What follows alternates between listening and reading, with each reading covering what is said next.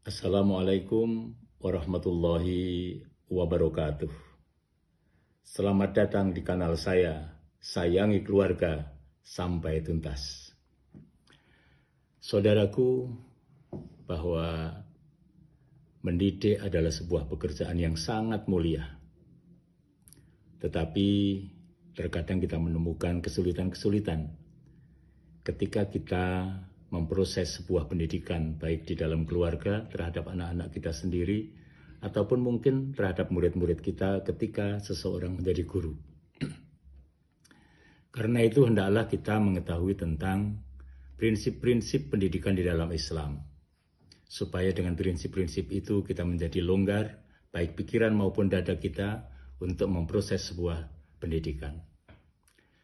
Saya mensarikan dari beberapa kitab ataupun buku, sehingga saya bisa menyimpulkan paling tidak ada 7 prinsip pendidikan di dalam Islam yang harus kita laksanakan di dalam sebuah proses pendidikan, baik di dalam keluarga maupun di lembaga-lembaga pendidikan. Prinsip-prinsip itu yang pertama adalah bahwa pendidikan harus kita landasi dengan ikhlas, betul-betul mencari keridhaan Allah Subhanahu wa Ta'ala. Sebab dengan keikhlasan ini semangat kita akan terus membara, karena keikhlasan menuntut kita hanya mengharapkan kepada ridhaan Allah Subhanahu wa Ta'ala, dan menuntut kita untuk tidak terlalu memikirkan omongan orang, karena yang kita pikirkan adalah bagaimana apakah Allah ridha atau tidak. Prinsip yang kedua adalah pendidikan harus kita lakukan di dalam kerangka ibadah kepada Allah Subhanahu wa Ta'ala. Sebab kita sebagai seorang mukmin, semua langkah kita, perbuatan kita mesti upayakan dalam rangka beribadah kepada Allah Ta'ala, yang dengannya insya Allah maka itu akan menjadi catatan amal soleh kita di sisi Allah Subhanahu wa Ta'ala. Nah, kalau kita mendidik dengan niat ibadah, insya Allah akan diberikan kemudahan-kemudahan.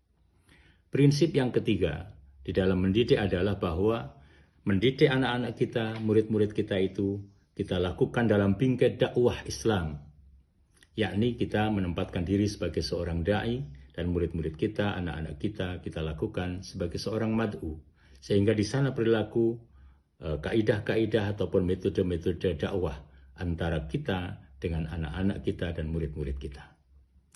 Yang keempat adalah bahwa prinsip pendidikan hendaknya senantiasa bertujuan untuk membentuk insan yang bertakwa.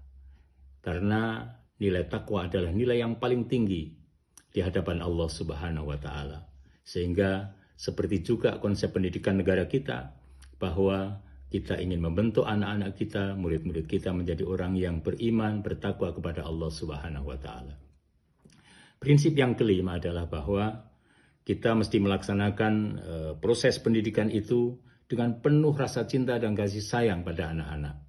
Sehingga ketika kita satu saat ada rasa dongkol, rasa mangkel, tapi sesungguhnya itu adalah dalam rangka bingkai cinta kita, kasih sayang kita kepada mereka. Kita tidak ingin anak-anak kita, murid-murid kita terjatuh pada sesuatu yang tidak kita inginkan.